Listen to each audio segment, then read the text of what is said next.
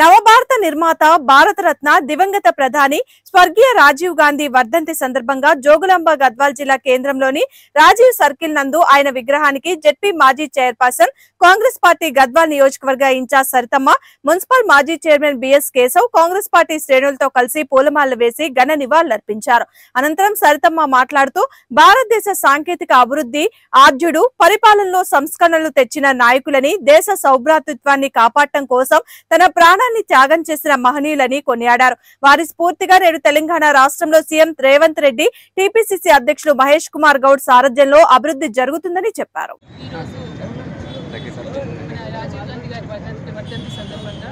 ముందుగా ఆయనకి కాంగ్రెస్ పార్టీ తరఫున మా నాయకులందరి తరఫున నివాళులు అర్పిస్తూ,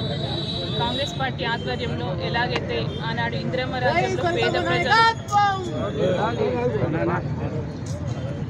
ఇందిరమ్మ రాజ్యంలో పేద ప్రజలకి న్యాయం జరిగిందో అదే విధంగా కావచ్చు, ఉచిత బస్సు కావచ్చు, సన్నబియ్య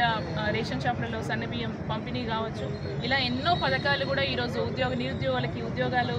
ఫిలప్ చేయడము, ఇలా ప్రతి ఒక్కటి కూడా అందరికీ సమాన న్యాయం జరిగే విధంగా ఈరోజు కాంగ్రెస్ పార్టీ గౌరవ ముఖ్యమంత్రి రేవంత్ రెడ్డి గారు ముందుకు తీసుకెళ్తున్నారు. ఎలాగైతే ఆ రోజు రాహుల్ గాంధీ గారు బీసీ కులగణన నుంచి